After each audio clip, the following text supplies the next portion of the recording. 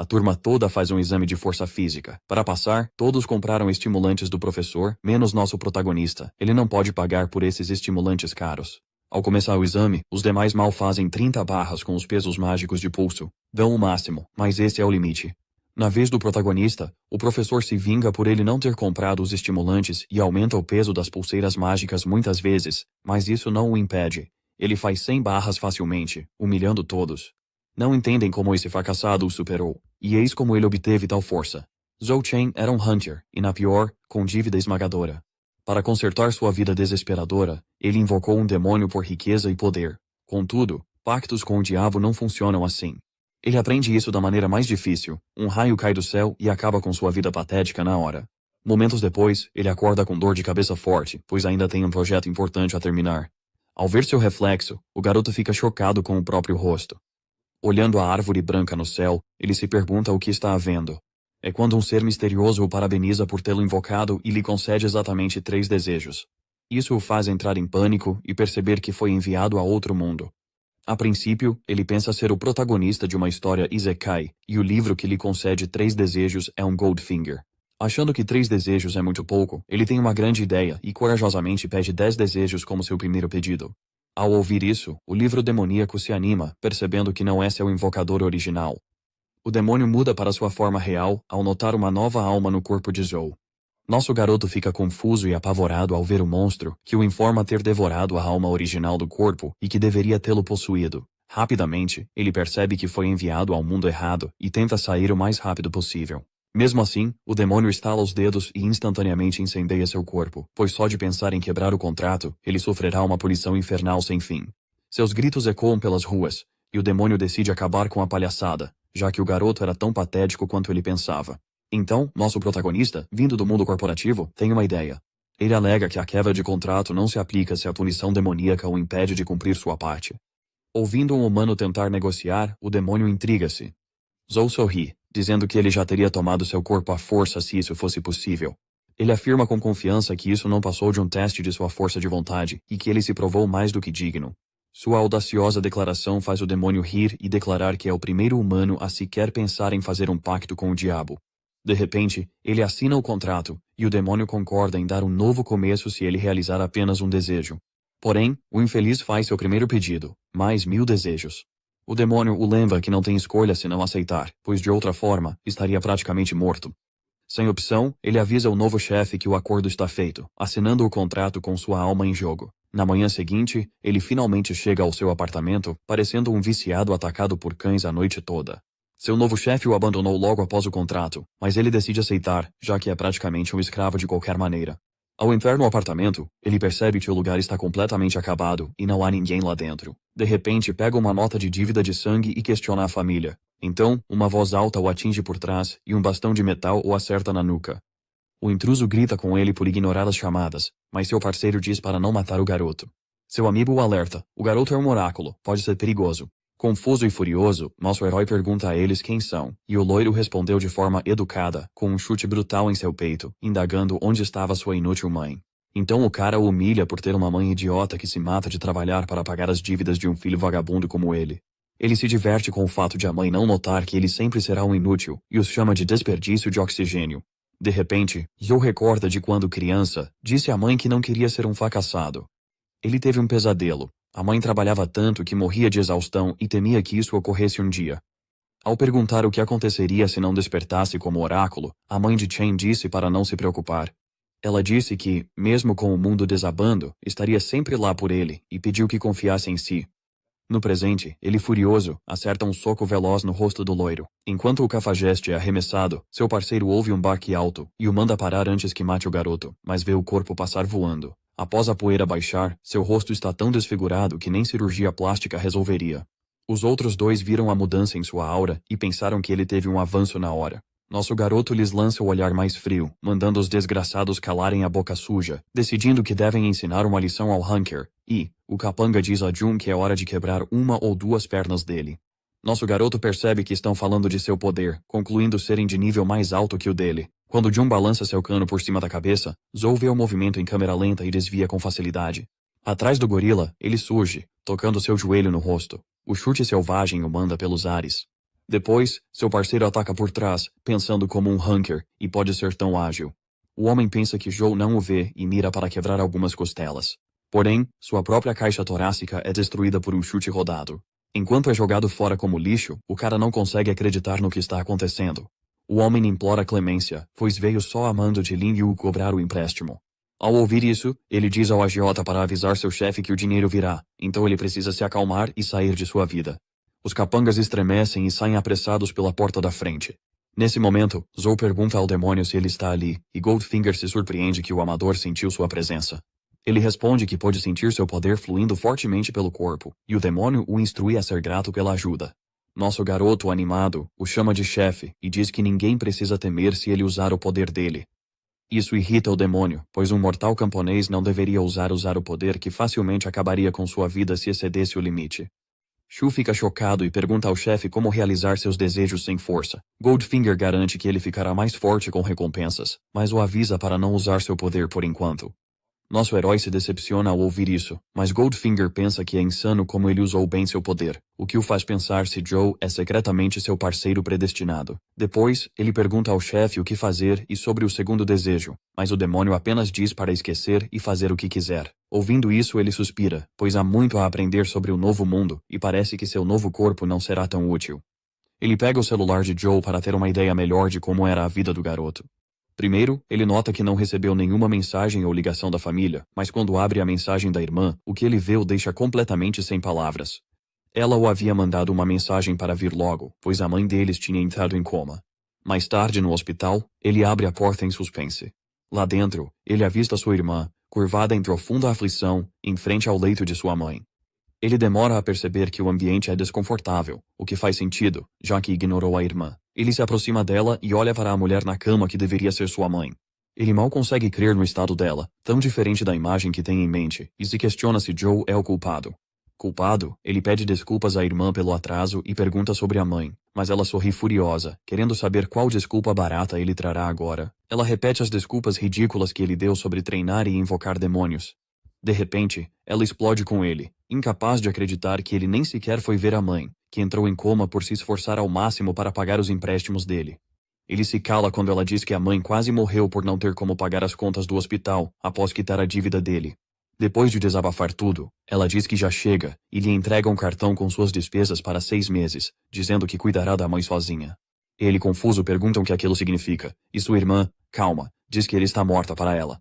Lá fora, Goldfinger sente as emoções dele e pergunta por que as palavras dela o feriram tanto.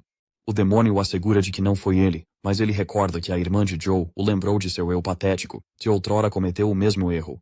Isso faz seu chefe rir e ele diz para não deixar que isso atrase seu plano. Ouvindo isso, Joe pergunta se ficar mais forte resolverá seus problemas, e o demônio confirma que sim, se ele provar ser capaz. Assim, ele está totalmente determinado a iniciar seu treinamento.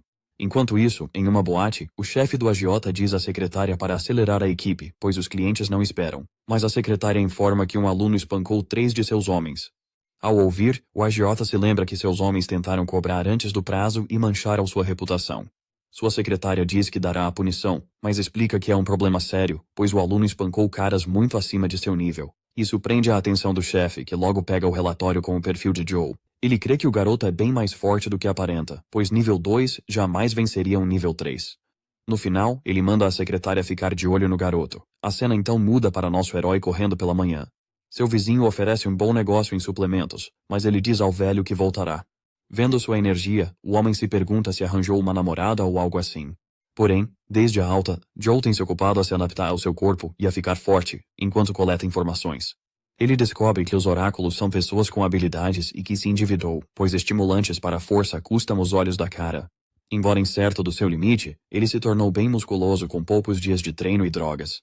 Enquanto pensa nisso, alguém o chama, e quando ele atende o telefone, a voz do outro lado grita que ele esqueceu de voltar como o professor pediu.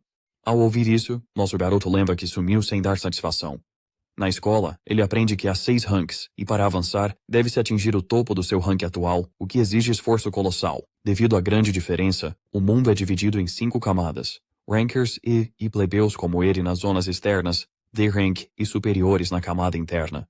Sendo um lixo inferior, ele decide se fortalecer o mais rápido para ascender as camadas intermediárias. Um Neandertal o acerta por trás com meleca e ri na cara dele. Seu amigo zoa que ele parece tão fraco que podem surrá-lo, mesmo sendo um oráculo nível 1 como eles. Ao ouvir isso, nosso garoto se irrita que macacos como eles ainda existam. Então, o professor chega para a aula.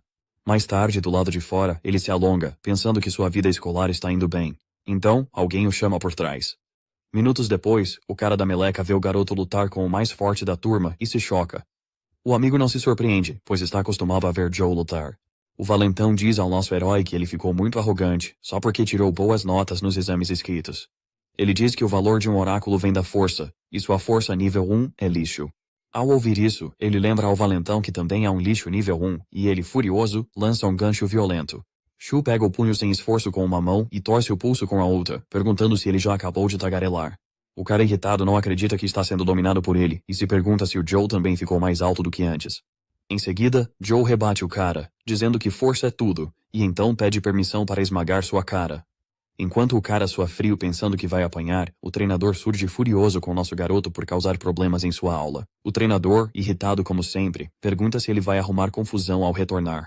Nosso garoto faz a cara mais inocente que tem, alegando que estavam apenas brincando. O valentão puxa a mão e manda que ele o solte.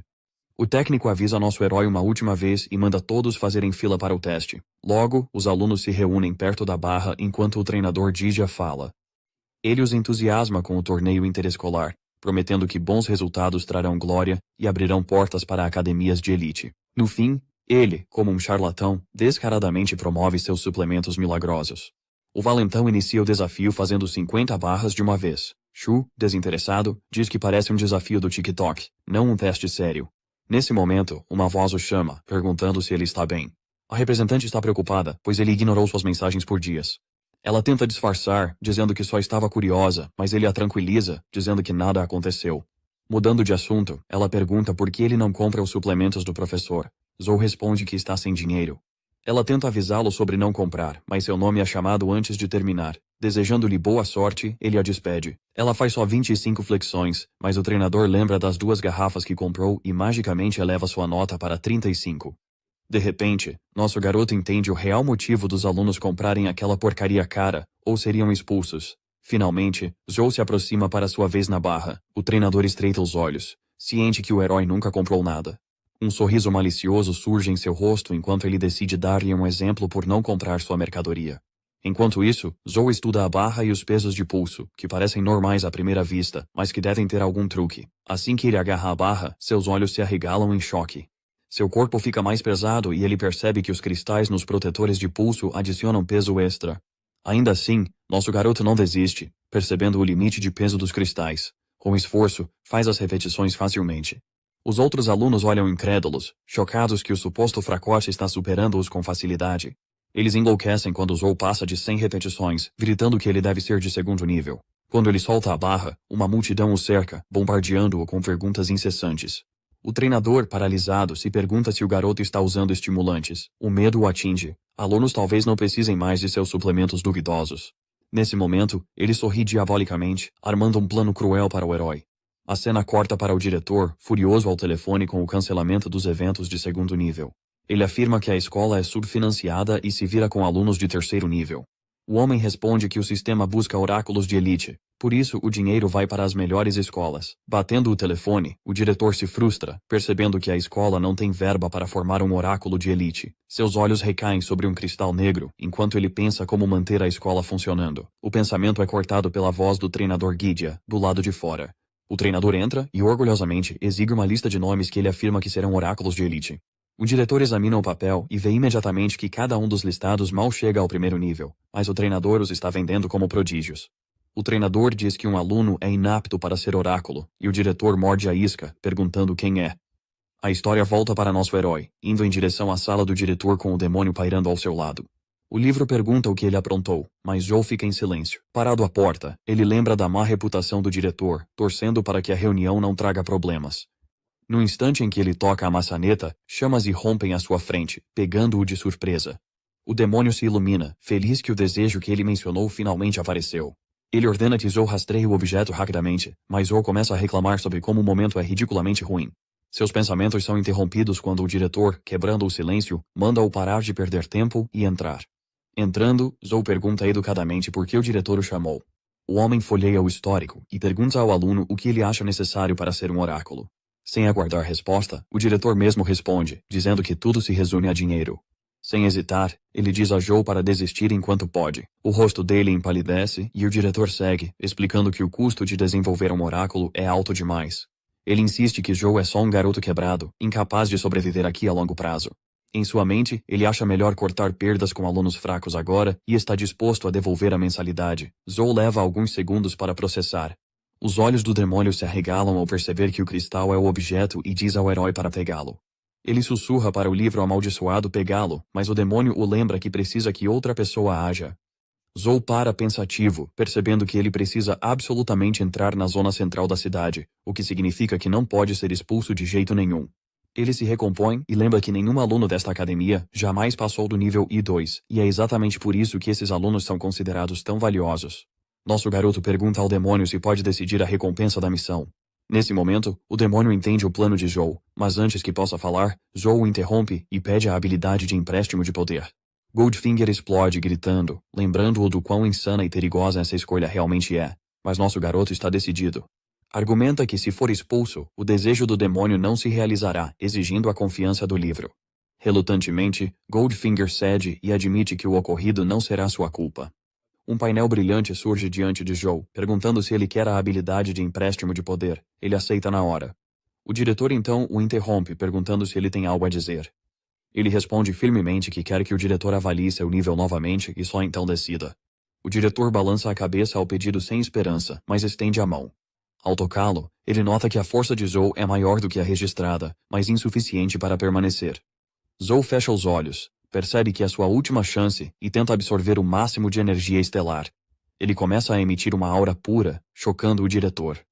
Até o demônio é pego de surpresa, pois não esperava que a energia do garoto superasse o poder emprestado. O diretor, chocado, recua, tentando processar o ocorrido. Ele percebe que Joe teve um avanço e alcançou o 4º nível agora. Rangendo os dentes, o homem recupera a compostura e chama nosso garoto, dizendo-lhe para participar do próximo torneio escolar. Zou pisca surpreso, tentando entender por que o tom do diretor mudou tão de repente. Quando a poeira baixa, ele conclui que o cara provavelmente quer tirar a escola do lixo e usá-los para se exibir para o departamento de educação. O diretor admite que, para se sustentar, queria eliminar alunos inúteis e pede desculpas por envolver Joe. Como recompensa. Prêmio, ele concede uma bolsa e 6 frascos de suplementos por semana. Ele afirma claramente que nosso herói precisa representar a escola, pois todo o futuro da academia está nas mãos dele. Percebendo o desespero do homem, nosso garoto arrisca e pergunta se pode ter o cristal negro na prateleira. O diretor explica que ele foi esculpido em cristal estrela negra, trazido pelo diretor anterior e representa a fé da escola. Mas ele suspira que se a escola ruir, o símbolo perde o sentido, então concorda em entregá-lo. Nosso herói, confiante, promete dar o máximo para vencer. O diretor então muda de assunto, perguntando como ele ficou tão forte. Joe disfarça, afirmando que escondeu sua força todo o tempo. O diretor quase engasga, pensando que mascarar um nível é a derradeira jogada de mestre, e jura que não vai contar isso a ninguém. Uma mulher entra na sala e o diretor a instrui a levar Joe à turma de elite. Pouco depois, ela explica que todo o 2º andar é reservado apenas para a elite. Mudando de assunto, ela pergunta casualmente sobre a conexão dele com o diretor, mas Joe não revela nada. Nesse instante, o treinador Jidia entra correndo. Ele se desculpa dizendo que implorou ao diretor para reconsiderar a decisão, mas foi inútil. A professora o interrompe, esclarecendo que Joe não está sendo expulso e que, na verdade, está sendo transferido para a turma de elite. Ela diz que o diretor o procura, o que faz o treinador empalidecer. Mais tarde, à noite, ele volta ao seu apartamento minúsculo e desaba na cama. Ele murmura, imaginando como um garoto pobre como ele chegaria ao nível 4 em tão pouco tempo. O demônio o interrompe imediatamente, lembrando-o da missão. Goldfinger avisa que seu poder não enganará humanos sempre, e ele já imaginava isso. Ainda assim, ele tem suplementos grátis e evitou a expulsão, então a vida não parece tão ruim. Olhando o celular, percebe que a crise é a montanha de dívidas e precisa de um plano rápido para ganhar dinheiro. No dia seguinte, na escola, parece mais deprimido. Olhando a área poeirenta e decadente, ele se pergunta onde foi parar. De repente, alguém chama seu nome. Um homem acena, chamando-o para perto com um sorriso enorme. Eles conversam, e o homem pede desculpas por não o ter achado antes, pois está sempre ocupado com tarefas de classe. O cara se apresenta como o professor Zhang, e Joe pergunta na hora se ele é mesmo o único professor aqui. Zhang coça a cabeça, admitindo que a escola não vai bem e que ele é o único na turma avançada. Ele disse que usam a área interna para treinar, por isso os corredores externos acumulam poeira. Ao abrir a porta, o professor garante a Joe que as instalações ainda são de primeira. Ele promete que as coisas nunca serão chatas, enquanto o herói apenas admira. O interior não combina com o exterior, parecendo uma academia de nível mundial. O professor explica que os alunos treinam sozinhos e se oferece para apresentá-lo. Ele vê o local como uma academia 5 estrelas com alunos cheios de energia, apesar de notar olhares de lado. O professor, então, reúne a todos para apresentar o novato. Ele os cumprimenta educadamente, mas um ruivo no fundo logo arma confusão, cruzando os braços com um sorriso. Ele zomba de Joe, mandando-o admitir que usou contatos para entrar. O professor o repreende, gritando para Wenhao se conter, e explica que Joe veio por pura habilidade. O rapaz não acredita.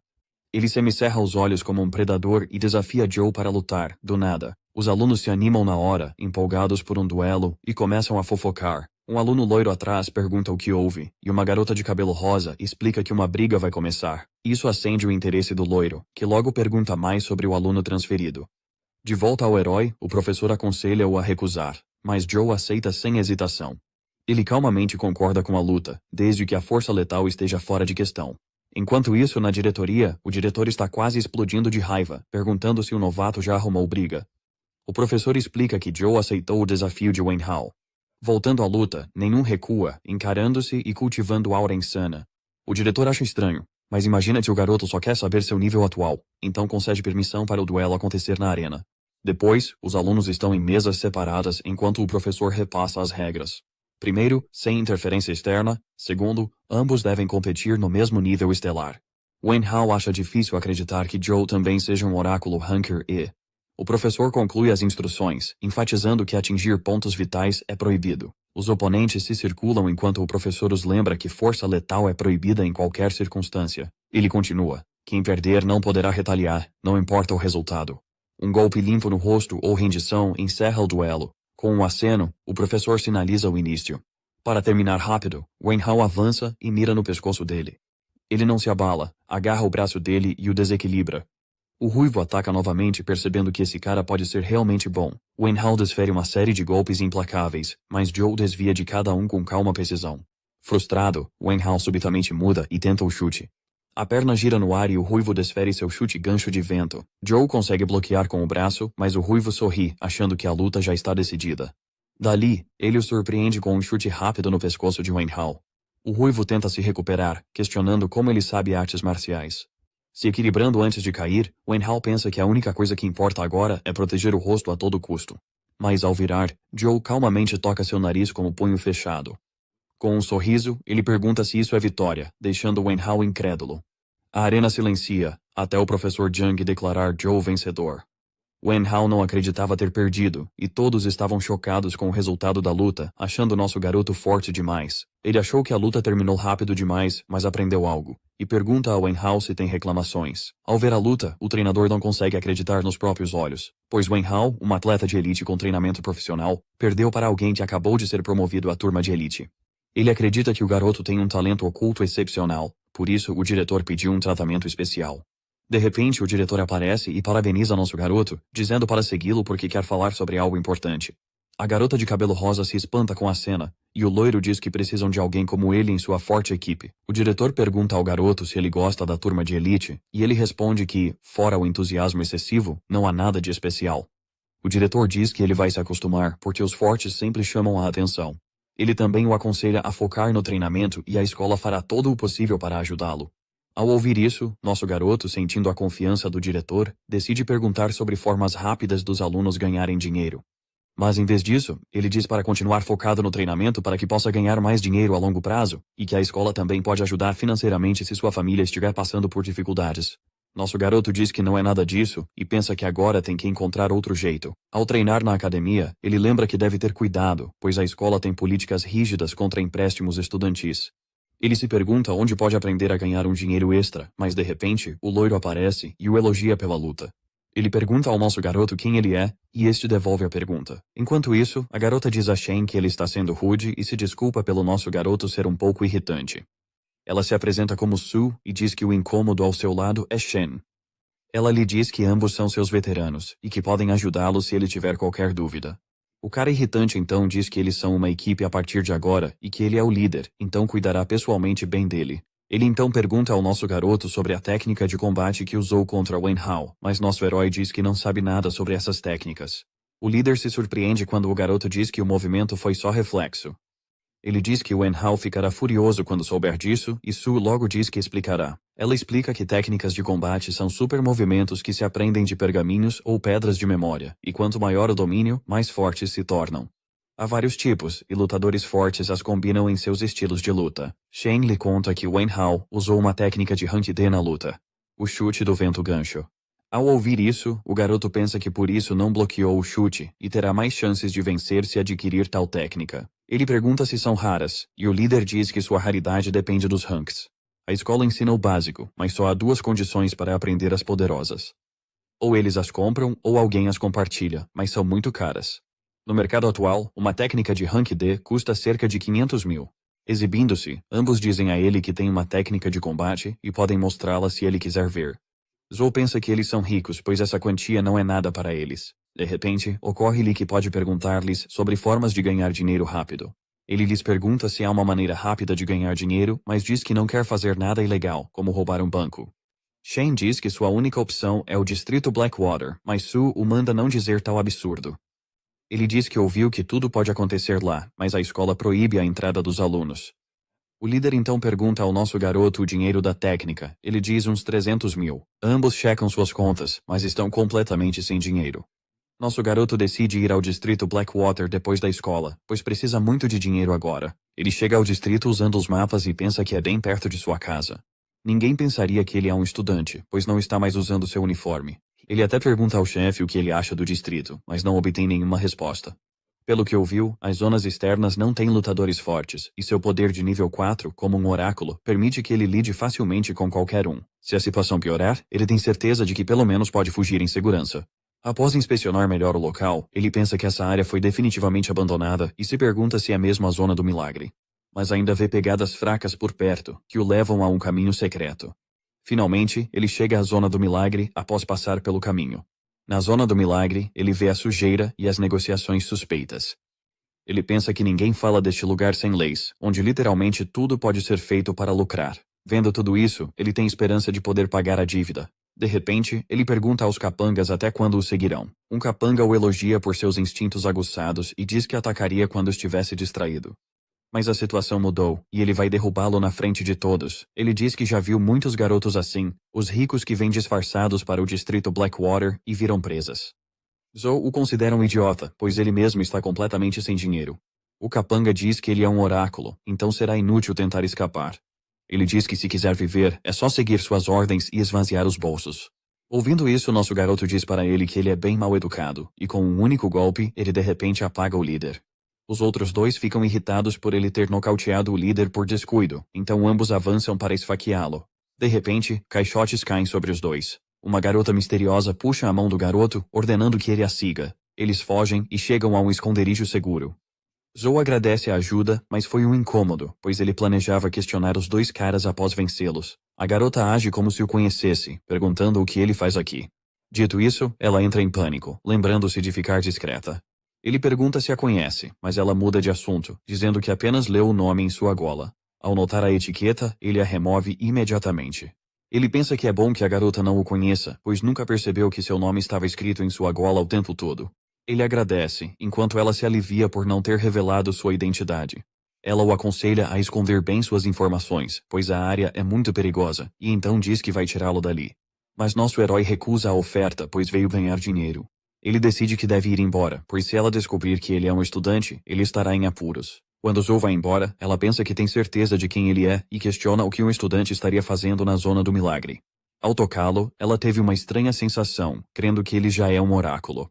Nosso herói compra uma máscara para cobrir o rosto e preservar sua identidade. Enquanto pensa que não encontrou nenhuma maneira de ganhar dinheiro, um estranho se aproxima e diz que é o guia turístico local e pode responder a todas as suas perguntas. Ouvindo isso, o garoto intriga e te pergunta se há um lugar onde possa ganhar dinheiro rápido.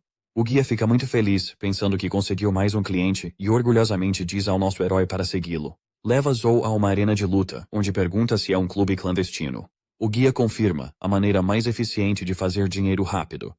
Ele explica que hoje o vencedor receberá o prêmio, mais uma quantia específica das apostas feitas. Ele diz que oráculos também lutam, tornando-as de alto risco e recompensa. Após dar uma olhada na luta em andamento, ele pensa que definitivamente tem uma chance de vencer tudo. O guia pergunta se ele quer participar para conseguir fichas de aposta. Ele diz que vai tentar a sorte pelo prêmio de qualquer forma. Seguindo-o, a garota misteriosa entra no clube da luta e o procura. De repente, ela vê o rapaz no ringue e se pergunta o que ele faz ali. O sujeito se exibe para Zou, dizendo ser um lutador cabeça de chave, mas nosso rapaz o nocauteia com um golpe. Acha isso chato, pois todo lutador é nocauteado com um único soco. Nosso rapaz quer terminar isso rápido e logo em seguida derrota os próximos 2 lutadores.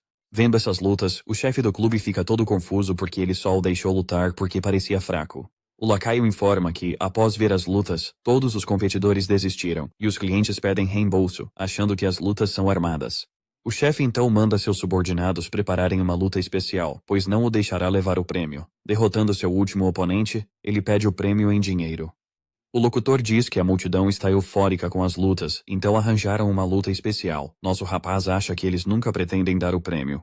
Os lacaios, por sua vez, trazem um carrinho com um monstro preso. O locutor anuncia a luta especial contra o Niflon, também conhecido como o Monstro, e Joe, ao vê-lo, fica genuinamente surpreso. Os NPCs o soltam do carrinho e o monstro cai como um corpo sem vida. Eles logo saem do ringue e o trancam. Ele fica parado, pensando no que ocorre. De repente, o monstro acorda e tem um olhar ameaçador no rosto. Um cara gordo na multidão acalma sua namorada dizendo que venceria o monstro com um soco, mas na verdade, ele quase borrou as calças ao ver aquela fera. A garota misteriosa se pergunta como algo assim pode estar aqui. Ela sabe que Joe não consegue sozinho, e embora pudesse salvá-lo, seria desmascarada e seus planos revelados. Enquanto isso, nosso herói lamenta que o chefe não esteja aqui num momento como este, e sabe que terá dificuldade em derrotar este monstro. Ao encarar seus olhos, sente-se como presa e o monstro caçador. Seu sexto sentido implora para ele fugir, pois a coisa é perigosa. O monstro avança em direção ao nosso herói para dar um golpe letal, mas ele usa os instintos para desviar e teria morrido se não o fizesse. Depois disso, ele decide que precisa ser sério para sobreviver. O monstro o encurrala, e Joe, vendo isso, decide acabar com a luta o mais rápido possível. Ele empresta força para subir de nível e soca o monstro no chão. O monstro fica caído, e ele pensa que a luta acabou, mas de repente o bicho ataca de novo, e ele mal consegue desviar. Ele fica chocado que seu ataque mais forte não teve efeito e rapidamente se afasta, pois sabe que não pode derrotá-lo de perto. Correndo pela arena, o garoto desvia dos ataques e procura uma arma para derrotar o monstro. Ele quebra a garra do monstro e a usa como punhal para cortar o pescoço da criatura. O corte não o mata, mas agora nosso herói pode revidar. Ele sabe ser mais forte que o monstro, então pode matá-lo se chegar perto novamente. Com esse pensamento, Joe avança, mas o monstro libera um gás misterioso que no fim era apenas vapor. O monstro usa a névoa como distração, atacando de vários lados. Ele não enxerga nada na névoa, e o monstro aproveita a chance para feri-lo, pois teme que nosso garoto o mate no instante em que fizer um único movimento. Nosso garoto sabe que não pode permitir, morrerá se o tempo acabar. Ele decide usar todos os sentidos para achar e finalmente matá-lo. Ele se concentra muito e imediatamente trava na localização do monstro. Depois disso, ele o agarra pela mão e a arranca fora. É a chance que ele precisava para o golpe final, e ele vai direto. Mas o tempo acaba e seu coração começa a doer. O monstro, então, o desarma e ataca com sua língua, desferindo um golpe letal. Nosso garoto não desistiu e decide ir além dos limites. Ele empresta força de novo, agarra o monstro pela língua, lança-o no ar e o segura pelas mandíbulas. Ele usa toda a força para rasgar o monstro e matá-lo. Enquanto isso, os oficiais pelas câmeras não sabem o que estão vendo. O chefe pergunta nervoso se o novato caiu, mas seu rosto empalidece rápido. Na arquibancada, a garota de cabelo branco encara Joe, boquiaberta, sem entender como ele fez aquilo. Ainda segurando a cabeça do monstro, ele encara diretamente a câmera e só aquele olhar mortal faz os oficiais suarem frio. O chefe entra em pânico, xingando por gastar uma fortuna no lutador que o garoto esmagou sem esforço. O locutor se recompõe, parabenizando Joe e instruindo-o a seguir a equipe para receber sua recompensa. Mais tarde, nos bastidores, uma maleta de dinheiro está à sua frente. O oficial explica que o valor totaliza aproximadamente $500 mil. Ele tenta pegá-la, mas o chefe a fecha abruptamente. Com um sorriso suspeito, ele declara que o acordo mudou. Joe se torna um lutador permanente e recebe tudo, ou leva só um quarto. Meu rapaz semicerra os olhos e exige que ele repita. O chefe explode, gritando que os outros fugiram após a luta e seu guerreiro sofreu de perda súbita de cabeça. O garoto retruca que não era o acordo. Ele o lembra que os termos eximem lutadores de culpa se o oponente morrer no ringue. Perguntando de novo se essa não era a condição combinada, só a aura de Joe empalidece o homem. Exalando uma vibe assassina, ele exige o pagamento integral ou haverá consequências. Ao ouvir isso, o chefe saca a arma para ameaçá-lo, mas ele nem pisca. Num movimento, o herói desarma e quebra o dedo do bandido. Gritando de dor, o chefe manda seus homens encherem o garoto de balas. Os capangas logo sacam suas armas prontos para atirar. Ele apenas suspira, irritado, cada vez mais impaciente. Lá fora, a garota de cabelo branco se encolhe com um tiroteio súbito. Pouco depois, um homem é lançado pela janela, voando como lata vazia. Olhando o guarda desacordado no chão, a multidão se pergunta se estão filmando um filme. A garota de cabelos brancos suspeita que o caos é obra de Joe. Enquanto isso, nosso herói acaba com os guarda-costas sem pensar, sem se importar que eles estejam armados. Um bandido careca ergue a arma, mas em vez disso, ele bate a cabeça na parede. Saindo, ele foge com o dinheiro, enquanto os bandidos lá em cima gritam para capturá-lo. Ao correr pelas ruas, ele percebe que atinge seu limite e seu corpo desacelera. Os ferimentos drenam sua força. De repente, uma mão agarra seu capuz e o puxa para um beco estreito. A garota de antes rapidamente tampa a boca dele enquanto os bandidos passam correndo sem notar. Assim que o caminho está livre, ela diz que ele está seguro, e Joe a reconhece. Ela o instrui a poupar forças, pois sabe de uma rota de fuga secreta. Ela o guia por um túnel e o alerta. Se não agir agora, os bandidos o encurralarão. Ele tenta responder, mas ela o interrompe, dizendo para ele ir logo. Sem opção, ele a agradece e entra no túnel. Após sua partida, ela aciona o comunicador. Do outro lado, uma voz irritada pergunta onde ela se meteu. Ela ignora dizendo para a irmã calar a boca e passar para o avô, porque ela tem algo a relatar. A cena então volta para Joe, que mal consegue entrar em seu apartamento antes de desabar no chão. Ofegante, ele aperta o peito, lutando para se manter acordado. Mas no momento em que seu corpo queima o último pingo de força, nosso garoto finalmente cai no chão, inconsciente. Ele sonha que a mãe pede desculpas por mentir sobre melhorar. A dura verdade é que ela tem só mais alguns anos de vida. Ela disse ao filho que desejava apenas vê-lo crescer, um dia conhecer seus filhos e passar um pouco mais de tempo juntos. A mãe de nosso herói pede perdão por não ter forças para ficar ao seu lado, e diz que o ama mais que tudo. Lágrimas escorrem pelo rosto dele enquanto é puxado de volta à realidade. Seus olhos se abrem, mas ele se recompõe e vê o céu ensolarado pela janela. Ao se sentar, ele vê que ainda está na casa de Joe Chen. Aliviado por estar vivo, mesmo que um pesadelo de infância o despertou. Então uma voz ecoa em sua cabeça, perguntando se ele acordou, surpreendendo-o. Então ele pergunta ao demônio onde esteve, mas o livro amaldiçoado resmunga algo sobre negócios. Em vez disso, ele retribui, perguntando o que fez para ficar inconsciente por 2 dias. Antes que ele possa responder, o demônio deduz que ele entrou na arena clandestina, queimou muita energia e enfrentou um monstro. Goldfinger explode, gritando com ele por tal imprudência. Ele tenta ignorar, mas o demônio insiste, avisando que seu poder não o traria de volta uma segunda vez. Ele o instiga a valorizar a vida, já que é sua segunda chance, e não pode desperdiçá-la. Isso faz Joe sorrir, e ele agradece ao demônio por protegê-lo. Goldfinger relaxa, admitindo que o monstro que enfrentou não parece ser deste mundo. O pensamento faz o garoto lembrar da moça do local amaldiçoado, mas ele ignora, focado em subir de nível. Nesse momento, ele se lembra da sua recompensa da noite anterior e imediatamente abre a maleta para revelar aquelas pilhas de notas novinhas. O demônio o zomba por arriscar-se por dinheiro, mas ele responde que, por hora, não terá de se preocupar com dívidas até após o torneio. Olhando para si, ele diz ter que cuidar do ferimento antes de voltar à escola. Esfregando a cabeça, ele resmunga que ainda tem que ir ao hospital, ao banco e às aulas, tudo no mesmo dia. No hospital, o médico examina e diz que a ferida cicatrizará rápido, se a mantiver limpa. Percebendo a rápida recuperação, o homem pergunta se ele é um oráculo, e ele confirma. O médico muda de assunto e tenta lhe vender um plano de associação. Ele o recusa de imediato, e solicita o remédio normal em vez disso. Aliviado por a língua do monstro não ser venenosa, ele observa o médico entregar uma pomada. Mas assim que pega o frasco, ele paralisa e encara, incrédulo. Ele pergunta ao médico por que o frasco brilha, mas o homem o encara, dizendo ser um recipiente comum. Meu rapaz não acredita nem por um segundo, claramente o vendo brilhar na mão. O médico insiste no plano de associação, dizendo que o aconselhamento aliviaria suas alucinações de estresse, mas ele ignora o terapeuta. No corredor, Joe nota o estranho fluxo de energia em todo lugar. Ao estender a mão, ele a vê brilhar e entende que está ligado à energia estelar. Lembrando da luta clandestina, suspeita que ela causou um despertar. Ele sorri, pensando que, ao sentir a energia estelar, pode absorvê-la mais eficientemente. Nesse instante, um homem passa com uma aura verde brilhante, e Joe se força a agir normal. Após o passar, ele olha novamente e sua frio, achando que a energia estelar daquele homem é de outro nível. O estranho de cabelo verde para, sentindo algo, e se pergunta se foi escaneado, mas depois ignora. Em seu comunicador, uma voz o adverte, exigindo que ele localize a estrela alienígena imediatamente. O homem de cabelo verde diz para a pessoa se acalmar, pois ficará no país por um tempo. A voz insiste, lembrando que o chefe profetizou a estrela alienígena como ameaça de nível chefe, que exige constante monitoramento.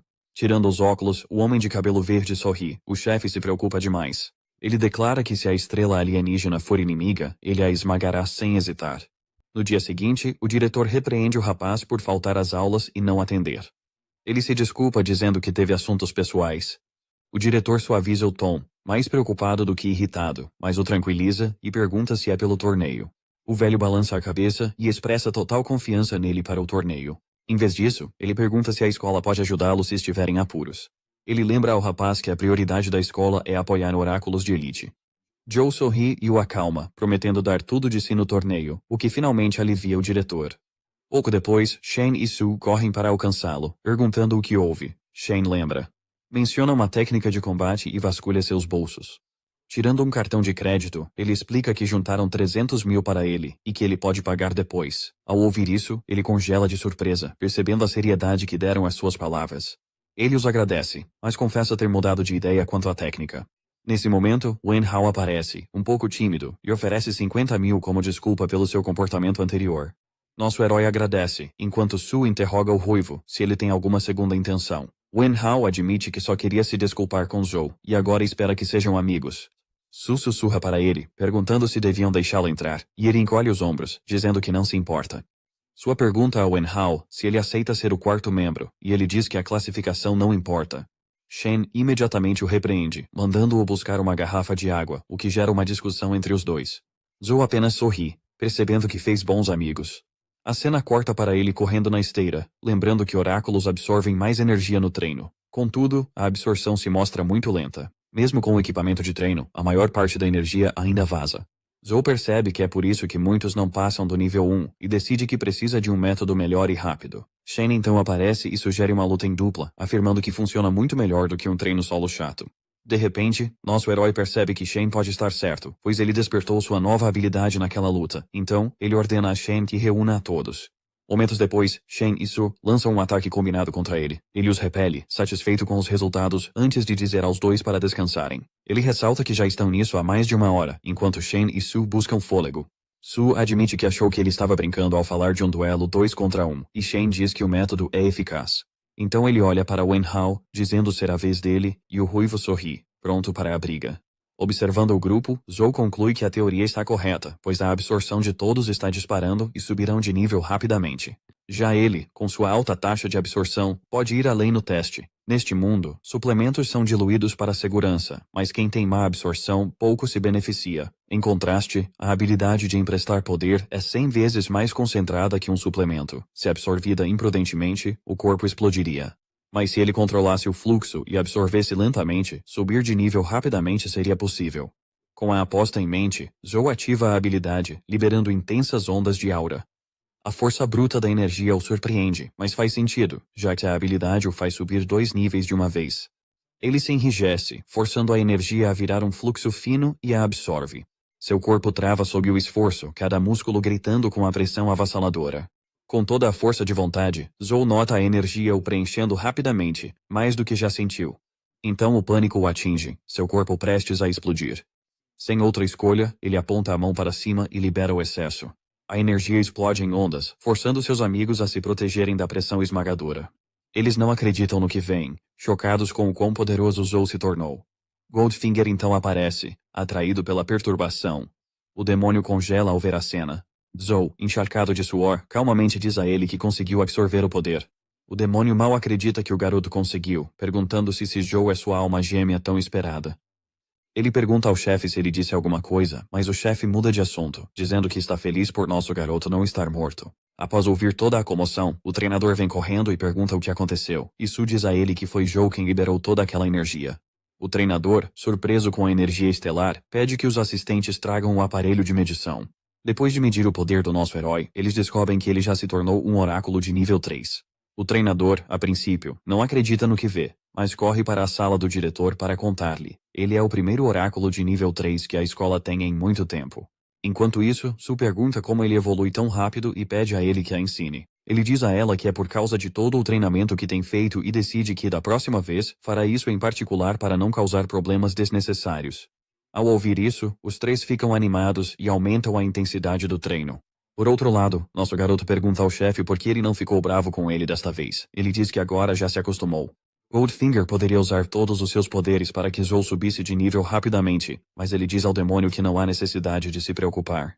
Ele acumulou muita energia estelar e, ao dominar essa nova força, subirá de nível novamente. Simples assim. O chefe ouve isso e silencia. O tempo passa rápido e a competição se aproxima. Nosso herói treina sem parar até que finalmente o grande dia chega. Todo o esquadrão está eufórico quando entra no local. Su fica animada, mal pode acreditar que chegou e diz que a mãe ficaria orgulhosa. Shen está exibindo conhecimento, apontando a maior multidão de participantes neste ano. Wen Hao interrompe e o questiona sobre a chave de nível 4. O cara, ressentido por não ter subido de nível a tempo, Zou apenas dá de ombros. As palavras do diretor ecoam em sua mente. Dê seu melhor e, se complicar, desista. Não há vergonha em viver para lutar outro dia. Com arenas de nível 3 e 4 separadas, eles se separam, deixando-o se preparar. Enquanto isso, o diretor e o treinador entram na área VIP, maravilhados como crianças. O treinador ri, dizendo que é esse tipo de luxo que estavam esperando, tudo graças à escola que hoje enviou um lutador para a chave de nível 4. De repente, o diretor Wang chega, congratulando o diretor por ter 2 alunos de alto nível em meses. O diretor, humilde, diz que não foi ele, mas o esforço dos estudantes, a quem só ajudou a atender necessidades. Ele agradece ao Wang por sua ajuda e pelas informações cruciais sobre a competição. Após a reforma, o governo anunciou subsídios para escolas vencedoras, e por isso, a dificuldade do torneio também aumentará. De repente, um arrogante afirma que um caipira invadiu a área VIP, causando a confusão. O diretor quer respondê-lo, mas Wong o impede e diz para não mexer com eles, porque são todos diretores de escolas que já venceram esta competição antes. O diretor diz que isso é passado, e ninguém sabe quem vencerá a competição. O de cabelo branco diz a Ru para curtir a cena pela primeira e última vez, para se lembrar dela. O treinador questiona o diretor se os alunos ficarão bem, já que competem em alto nível pela primeira vez. Ru então pergunta a ele sua opinião sobre os alunos. Ele diz que todos são talentosos, e Joe é um prodígio, bem mais talentoso que qualquer gênio. O diretor fala que eles só devem crer nos alunos. Nas arquibancadas, a turma está torcendo pelo Joe, mas ela está preocupada com ele e muito nervosa, pois é a primeira vez que vem aqui. A princípio, ela não acreditou que nosso garoto competiria, mas agora está aqui torcendo por ele. Há uma semana na escola, ela pensava que Joe era a estrela em ascensão da academia. Ela não conseguiria mais encontrá-lo, pois ele não se importaria com ninguém da classe baixa. Enquanto pensava em tudo isso, ela está prestes a cair no chão, mas nosso herói aparece e a segura bem a tempo. Ele pergunta se ela está bem, e ela o agradece. Depois pergunta o que ele faz aqui. Ele responde que a viu e veio para cumprimentá-la. Ela admite que agora na elite, ele não se encontraria mais com alguém da classe baixa. Ele diz que amigos são para sempre, e aconteça o que acontecer, isso não muda. Ao ouvir isso, ela se alegra, pensando que Joe não mudou e vencerá o torneio. O locutor anuncia a entrada dos competidores e a representante de turma se anima ao ver nosso garoto entrar com os demais. O locutor dá as boas-vindas à competição de intercâmbio, que ele e sua parceira Lilian irão apresentar. Ao ouvir esse nome, a multidão vai à loucura, porque ela é uma das ídolas mais famosas de todo o país. A diva diz que está aqui para trabalhar duro e que hoje é só uma locutora, pois os competidores são as estrelas desta competição. O locutor explica as regras. De 12 academias, 48 competidores, 16 na chave de nível 4 e 32 na de nível 3. Ele diz que o salão é só para a chave de nível 4. Os rankings serão pelas pontuações de ambas as chaves, convertidas em pontos. Os competidores se enfrentarão 1 a 1 e o vencedor avançará. Ele então enfrentará o vencedor da outra luta até que reste apenas um lutador. O tempo limite é 30 minutos, e a luta acaba se um competidor se render ou não puder mais lutar. Lilian diz que as regras do torneio são mais difíceis, mas que não há com o que se preocupar, e pede para todos olharem para o topo do pilar. A multidão se anima ao ver Bai Wei, celebridade classe S, no salão. Para exibir seu poder dominante, ele casualmente balança o chão com apenas um dedo. O locutor explica que o mestre montou este ringue especial, que protege o público de ataques. Ele também pode reparar o ringue após cada partida. Ele também instrui os participantes a usar as joias, que servem como certificação e proteção em condições perigosas. Todos cochicham que uma classe S é aterrorizante, e o garoto crê ter poder quase igual ao de Gojo. O cara é tão despreocupado que nem se sente nervoso. A ídolo diz que os resultados serão exibidos nas joias e anuncia oficialmente que a competição começa agora. A primeira partida termina em 17 minutos, e Xiaoran vence. O diretor diz que um oráculo classe S supervisionando o torneio torna as partidas deste ano muito desafiadoras. O diretor Wang diz que isso se deve à diferença entre o oráculo de nível 4 e de nível 3, pois oráculos de nível 4 dominam as técnicas de luta. As escolas famosas são tão ricas que comprar técnicas classe C é rotina diária. A única razão pela qual eles sempre vencem é que usam o dinheiro da bolsa para dar aos seus competidores as melhores poções e técnicas de luta. Mas este ano, tudo está prestes a mudar. A quinta partida é entre Lan Qing e Li Ze, e Qin zomba dele, desviando de seus ataques. Ela usa uma técnica de luta baseada em habilidades, imobiliza o oponente, aplica o golpe final e vence. A multidão se anima com isso, e muitos acham que ela usa magia em segredo. Vendo isso, o diretor fica chocado, pois tal habilidade só é possível para um oráculo superior. O diretor Wang se orgulha e diz que ela é uma prodígio por obter a habilidade mais jovem. Ao diz que não importa, mesmo que ela tenha tal habilidade. Wang o provoca, perguntando por que a recrutou, se isso é verdade. Diretor Li responde ser um despertar precoce, e nada mais. Na sexta partida, Wang não permite que seu oponente ataque, terminando-a em apenas 5 segundos. Com isso, a multidão crê que o oráculo flamejante vencerá o torneio deste ano. O outro diretor acredita que ninguém se compara ao aluno ensinado pelo diretor Li. Li se gaba que cão que ladra não morde, mas Wang o manda esperar e ver. Hu acha que esta batalha está fora do seu alcance. São de uma patente tão baixa que qualificar-se para este torneio é um milagre. Ele poderá se orgulhar se ou vencer ou pelo menos fizer um bom show. Após a sétima partida, nosso herói é o próximo e se pergunta qual será seu oponente. Goldfinger o aconselha a usar seus poderes para encerrar a luta rapidamente, mas ele teme chamar a atenção e ser investigado, o que lhe traria sérios problemas. No caminho para o ringue, ele encontra Qin. Ela diz que ele não tem sorte na última partida, pois seu oponente é um dos mais fortes, e sua técnica de luta é tão poderosa que nenhum oráculo D pode suportá-la. O garoto pergunta se não é perigoso usar técnica forte em lutas de baixa patente. Qin explica que a joia pode bloquear um ataque mortal, mas ele ainda sofrerá muito dano, pois é a dura realidade da competição. Dito isso, ele a questiona sobre a ajuda dela, e ela revela que são aliados por compartilharem a mesma meta, aniquilar todos os tolos arrogantes. Antes de sair, ela diz que queria que ele a ajudasse, mas já que o oponente é tão forte, que ele ao menos o canse um pouco. Ouvindo isso, ele questiona se o rival é tão forte quanto ela diz. Finalmente, a última luta da primeira rodada vai começar. E a multidão aplaude nosso herói ao entrar no ringue, sentindo-se bem-vindo. Na realidade, esses aplausos são para o competidor Lei, que entra como um vingador renegado. O locutor diz que ninguém esperava Lei Che na última luta. Com só 12 anos ele virou oráculo e em 4 anos subiu para o nível 4. Recebeu um certificado nacional e um convite de guilda. Não seria errado chamá-lo de o melhor lutador desta nova era. Ao vê-lo no ringue, a multidão vai à loucura e começa a torcer por ele. A representante de classe se preocupa, pois ninguém torce pelo nosso herói. Um cara aleatório na multidão diz a ela que Lei tem tantos fãs porque ele é forte e bonito. O adversário dele parece só um cara qualquer com temperamento ruim. Ao ouvir isso, ela responde que apoia Zou por ser ele um garoto gentil e bondoso. Os dois então discutem e a multidão se pergunta o que está acontecendo. Todos estão ansiosos para ver como o gênio se sairá e se ele pode vencer a invicta Academia Lianguang. O locutor inicia a partida, mas Lilian o interrompe, perguntando se ele esqueceu um dos lutadores. Ele logo se desculpa e admite que esqueceu na empolgação. Em seguida, ele apresenta Zhou, a estrela da Academia de Oráculos Lian, e que é a primeira vez que sua academia participa da competição. Fora isso, ele não tem mais nada notável. Isso o faz pensar se a escola deveria ter comprado uma técnica antes do torneio. A multidão começa a falar mal dele, pensando como alguém como ele poderia lutar contra um gênio. O da bandana ri e provoca a representante em voz alta.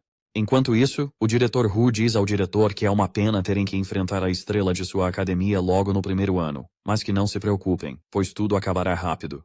Wang diz a Hu que todos começam de algum lugar, ele só precisa ignorá-lo e manter a calma. Dentro do ringue, Lei diz que se sente mal por ele, porque em seu primeiro torneio, ele tem que enfrentá-lo. Mas o cara manda ele prestar atenção na luta, avança em direção ao nosso garoto e chega ao seu lado.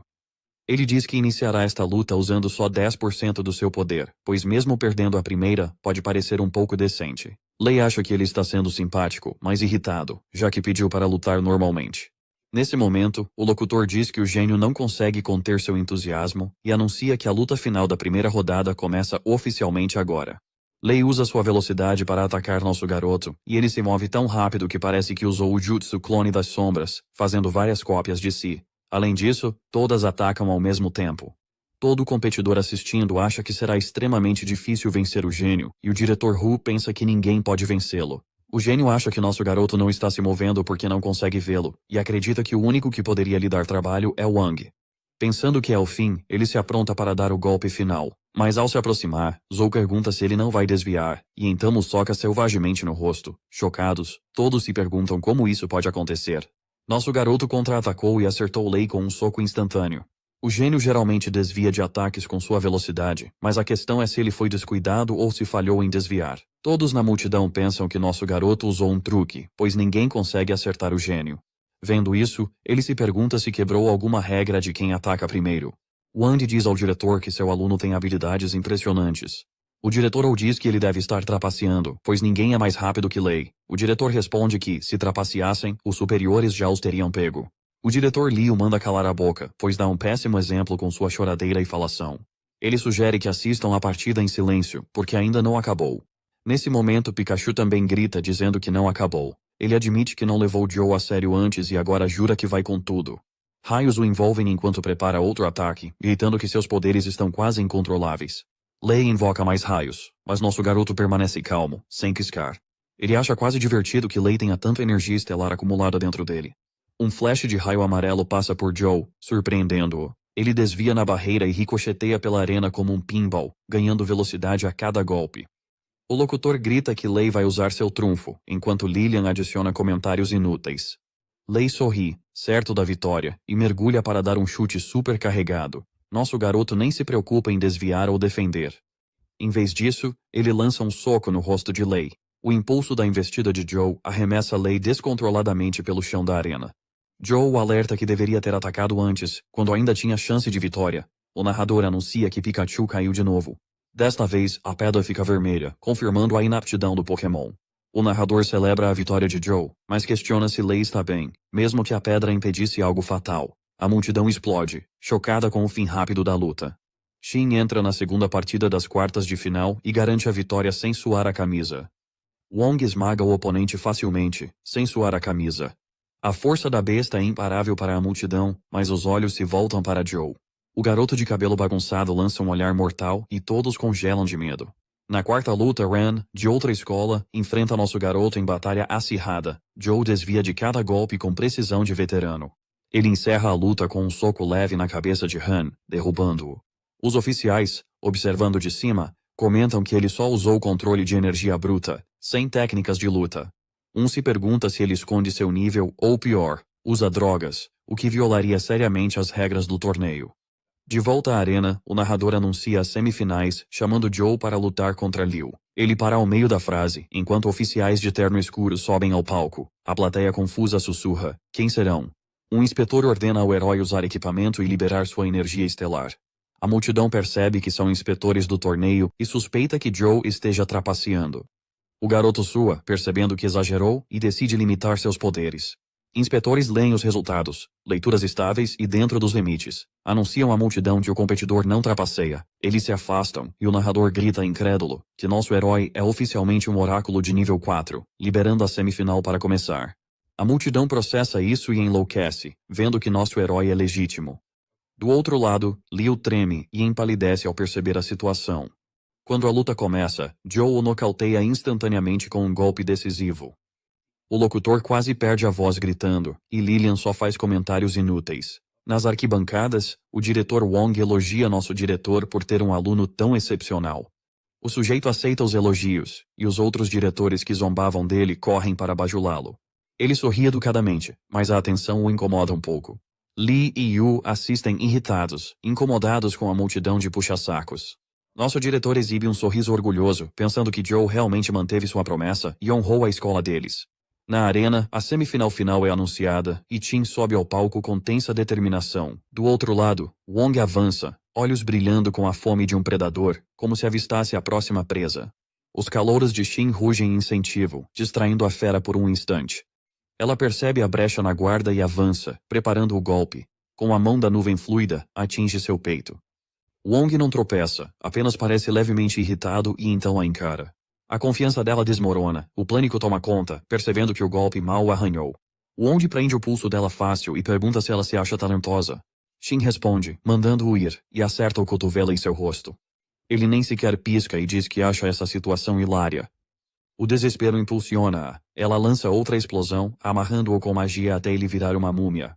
Ela então usa chute estilo vento e o atinge com golpes implacáveis. Por um momento ela relaxa, convencida de que seus golpes o atingiram e causaram algum dano. Essa esperança se desfaz, pois Wong surge atrás dela como um fantasma, drenando o sangue do seu rosto. Ela tenta se virar, incrédula com sua velocidade, mas já é tarde demais. Ele acerta um soco nela usando suas artes na fúria de sangue e a arremessa contra a barreira que se racha. Com os cacos espalhados, Shin cai de joelhos, mal respirando, e o narrador anuncia que Wong agora leva a melhor. Seus calouros desviam os olhos marejados, incapazes de vê-la ser dizimada. O diretor Wong cerra os punhos, implorando à sua aluna prodígio que resista. Shin permanece imóvel, encarando o amuleto vermelho ao lado. A voz dela treme ao sussurrar que não pode perder. O amuleto vermelho a transporta para uma lembrança na escola, numa sala cheia de alunos preocupados. Uma garota chorando disse que, se a academia fechasse, ela seria forçada a desistir de seu sonho de ser oráculo. Ela então abraça as duas garotas para tranquilizá-las, prometendo não deixar isso acontecer. Shin jurou vencer o torneio, garantindo fundos para manter a academia aberta. Embora a garota não se convencesse, Shin insistiu que nunca voltava atrás em sua palavra. A garota vasculhou o bolso e tirou um amuleto da sorte, feito à mão. Aquele momento aqueceu o coração de Shin, e ela prometeu lutar com tudo o que tinha. No presente, ela alcança o amuleto, sussurrando que fez uma promessa. Wong, sem se importar, pisa no amuleto da sorte, zombando se é só isso que ela vale. Ele então a chuta brutalmente, mantendo as mãos nos bolsos. O cristal dela fica vermelho, e ela desmaia, mas Wong a provoca. O locutor grita que a luta acabou, mas a fera levanta o pé novamente, pronta para esmagá-la. A multidão entra em pânico, e o locutor grita para que alguém o pare. Espectadores horrorizados se perguntam o que o monstro fará. A voz de Wong falha, implorando para que salvem sua aluna. Um oficial pede que Mestre Bai haja, mas ele se mantém calmo, dizendo que tudo está sob controle. Enquanto isso, Wong esmaga o pé com força selvagem, abrindo uma cratera na arena. Porém, ele arregala os olhos e percebe que o alvo sumiu. Nosso herói está com Shin nos braços, salvando-a a tempo. Ele confronta a fera, questionando se sua escola ensina tal bullying. Wong se vira, com fúria nos olhos, e grita o nome de Joe. O narrador grita aliviado, que nosso garoto resgatou Shin a tempo. O diretor Wong corre para sua aluna ferida, agradecendo aos céus por ela sobreviver.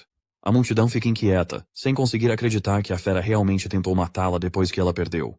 Wong não se importa e avança para nosso herói, audaciosamente declarando que matará quem o bloquear. Essa arrogância acende uma chama em Joe. Nosso garoto lança-lhe um olhar mortal e desafia a fera a tentar a sorte. Médicos levam a garota, e o narrador apressa a equipe a preparar a arena. Nas arquibancadas, os amigos do nosso garoto se reúnem com a representante de classe. Shen pergunta como as coisas estão, e ela responde que Joe já chegou às finais, embora admita que algo parece estranho no oponente. O amigo do diretor adverte nosso garoto a ter cuidado e grita para ele não subestimar seu oponente. Animado, Joe assegura que não há com o que se preocupar. Na arena, Wong zomba de nosso herói por achar que tem chance, mas ele rebate que o cara fala demais. Ele sorri e pergunta se a fera veio lutar ou só tagarelar. Ambos se encaram. Suas auras explodem em um impasse de energia. O narrador declara o início oficial da luta. Wong ataca de repente, mas nosso herói o aguenta como se não fosse nada, nem se mexe. A fera sorri, caçoando que Joe seria mais forte, mas nosso garoto retruca, dizendo que roubou as palavras de sua boca, deixando o sujeito suando em bicas. Ele insiste, pergunta se este é o nível de um vencedor do torneio anterior. Ele tenta agarrá-lo, mas Wong mal consegue esquivar. Wong ativa sua fúria de sangue, socando com tudo enquanto os dois trocam golpes ferozes, sem que nenhum ceda 1 centímetro. O narrador grita incrédulo, que nunca viu um lutador de nível 4 lutar tão ferozmente antes. Até os colegas de Joe ficam aturdidos, percebendo que ele se conteve em todos os treinos. De volta à arena, Joe acerta um gancho potente direto no queixo de Wong. O professor e o diretor encaram, chocados por seu aluno ser tão forte. Sangue espirra da boca de Wong, que se pergunta como um poderoso como ele pôde ser tão pressionado. Esse pensamento só alimenta sua raiva e eleva sua habilidade. Goldfinger aparece, indicando que o sujeito está injetando energia estelar para amplificar sua força. Wong desaparece num piscar, mas Joe acompanha seus movimentos. Ele prepara uma cotovelada, pensando que a velocidade é inútil contra sua percepção. Na sala de controle, um oficial nervoso pergunta ao mestre se devem verificar o nível de Wong, que sobe anormalmente rápido. Calmo, ele explica que as artes da fúria de sangue de sua família o elevam um nível, não trapaceando. Ele admite que a verdadeira curiosidade é nosso herói, que ainda não lutou com tudo, e o mestre se pergunta até onde esse garoto pode chegar. No ringue, os dois lutadores trocam socos rápidos, como viciados brigando por batata frita. Os amigos de Joe assistem apreensivos, e Shane grita que nosso herói está sendo pressionado. A ruiva o corrige, dizendo que Joe está desviando perfeitamente dos socos da fera. Na arena, nosso herói se mantém focado, desviando de cada golpe, procurando uma brecha. Então Joe revida com um soco esmagador que força a fera a bloquear com tudo. Só o impacto racha o chão e faz Wong derrapar um pouco para trás. Nosso herói acerta outro golpe, e Wong diz que Joe é o primeiro a levá-lo tão longe. Orgulhoso e furioso, ele amplifica suas artes de sangue, gritando que ainda é o mais forte. Nosso herói o provoca, perguntando se é só isso que ele tem a oferecer. Ele ativa a habilidade de poder emprestado, e seu nível aumenta. As duas potências se encaram, com punhos ansiosos por mais. Joe percebe que agora pode ler o padrão de ataque do oponente. Usando sua percepção, ele nota que o ponto fraco da fera é o coração. Sem demora, nosso garoto cotovela o peito do oponente, arregalando os olhos da fera em choque. O golpe o deixa sem ar, mas Joe ainda não terminou.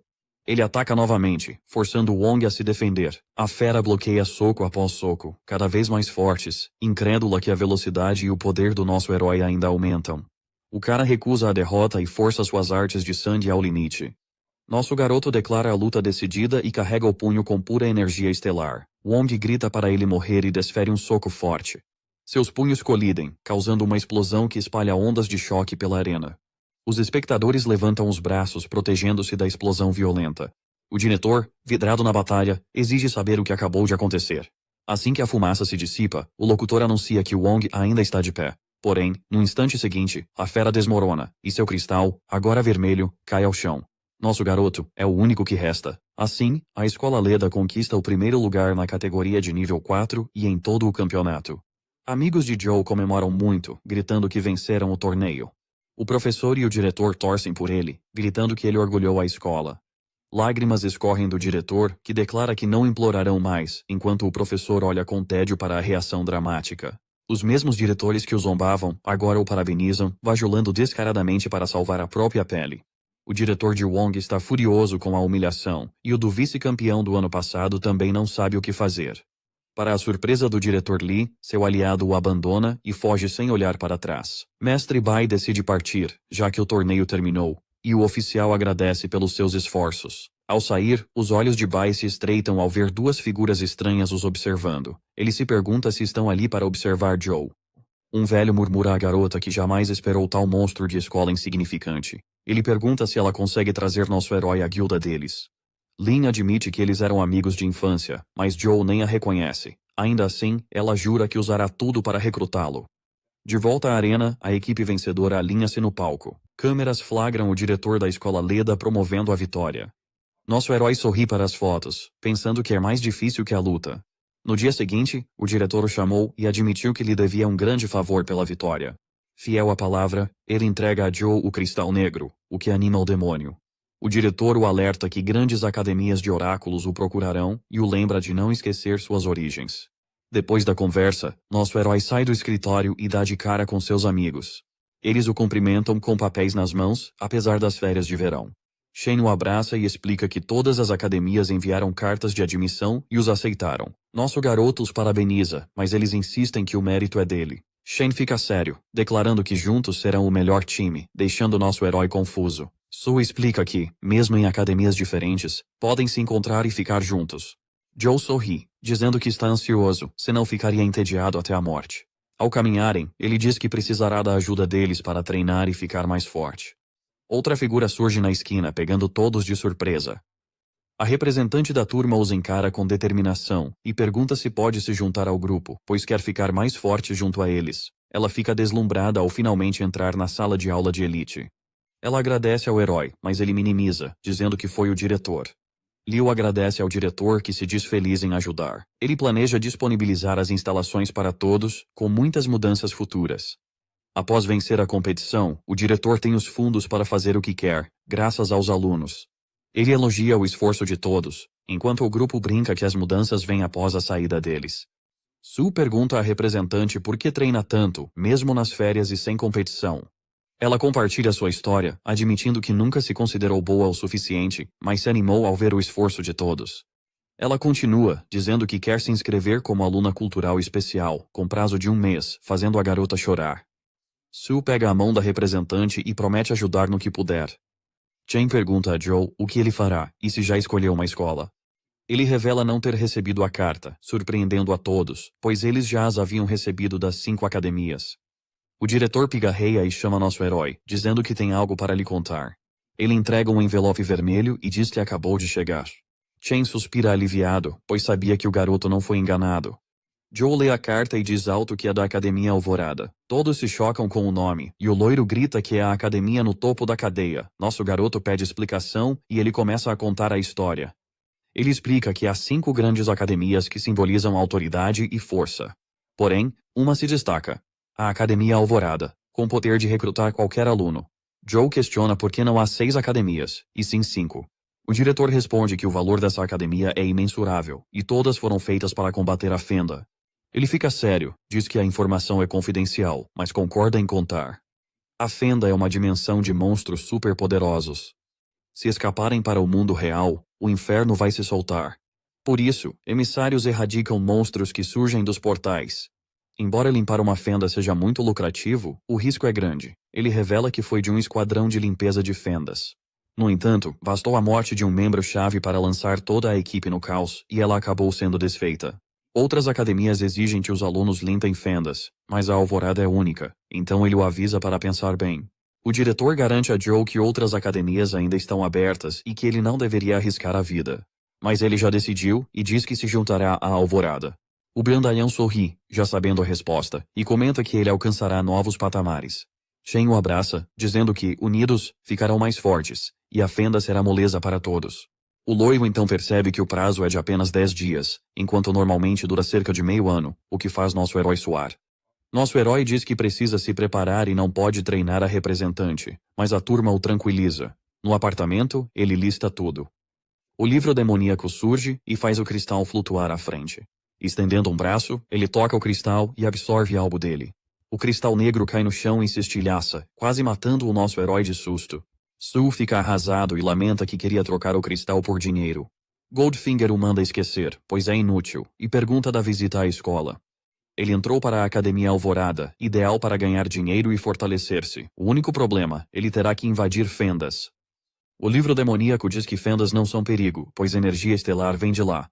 Nosso herói muda de assunto e pergunta sobre recompensa, já que um desejo foi realizado. Goldfinger se irrita por ser tratado como o poço dos desejos, mas ajuda, pois as fendas se ligam aos seus anseios. Ele manda Joe suportar e libera energia sombria contra ele.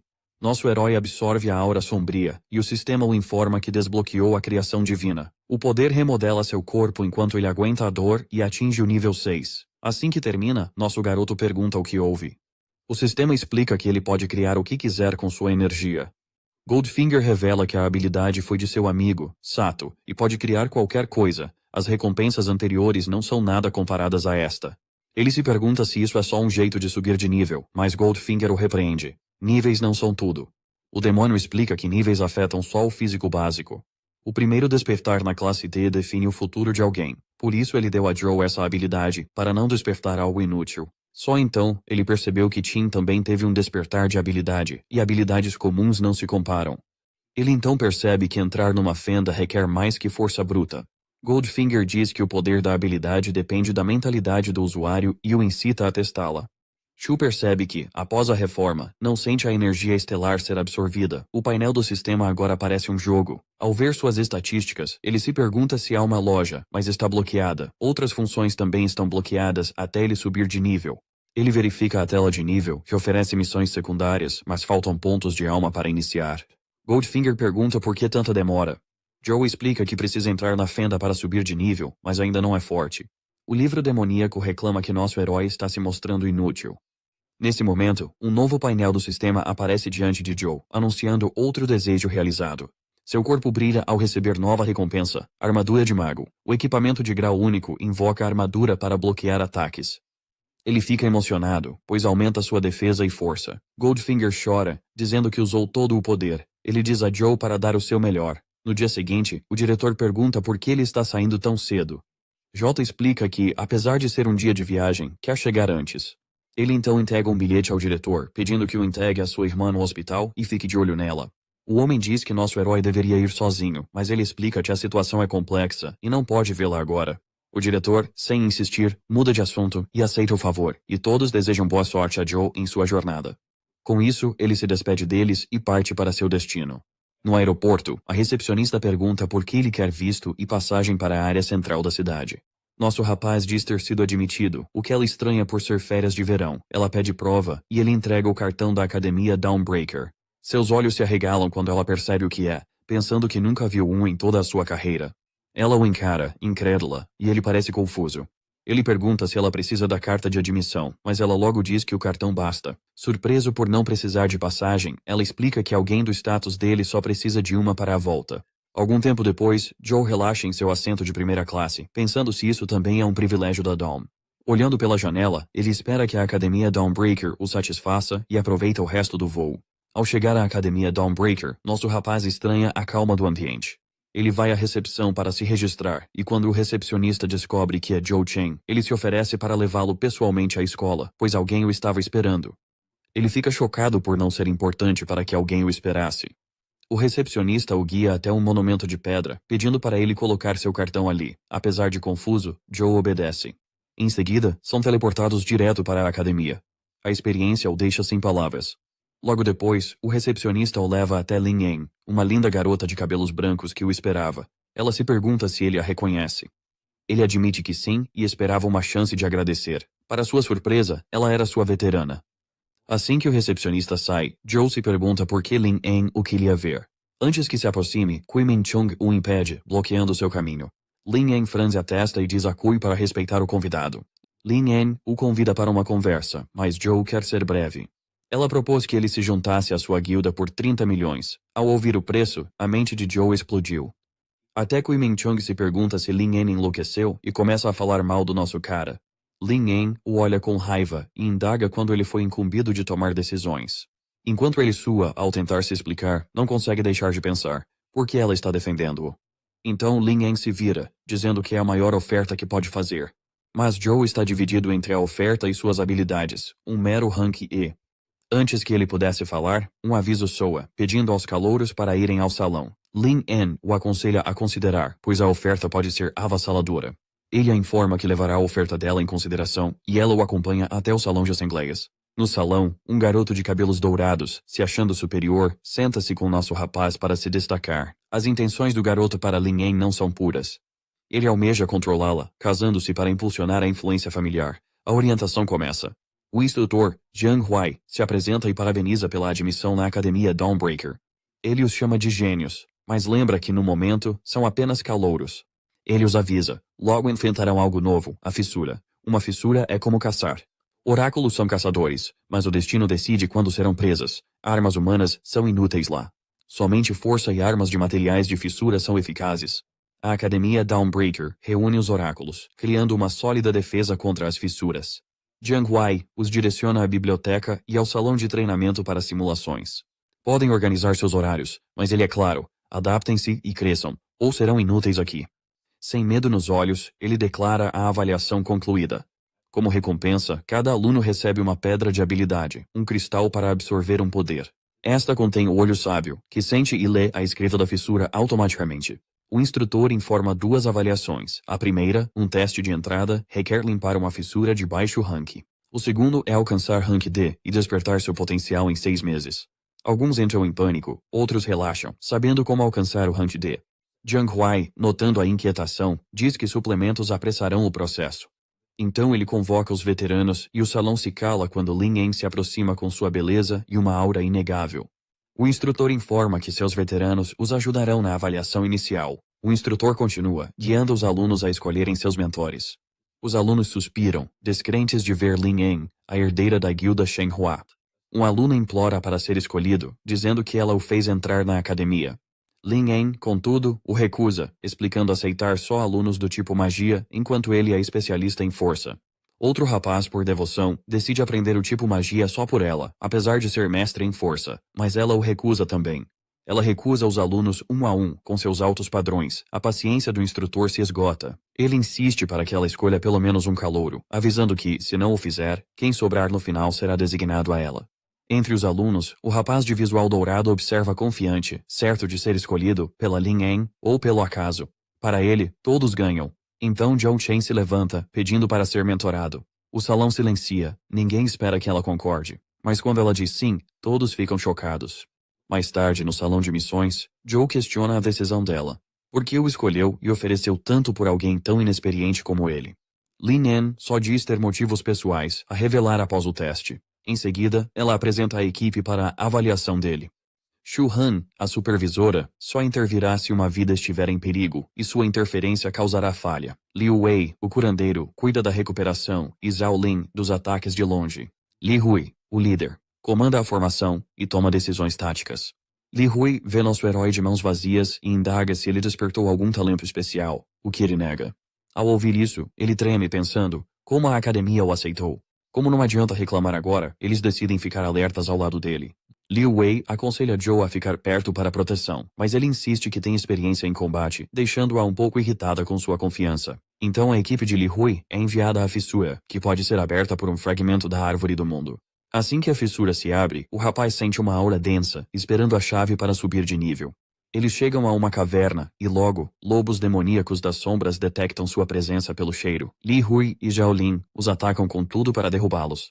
A curandeira Liu Wei os cura, alheia à fera atrás dela. Ela amaldiçoa a sorte ao se virar, prevendo o pior, mas o herói afasta a fera como uma mosca.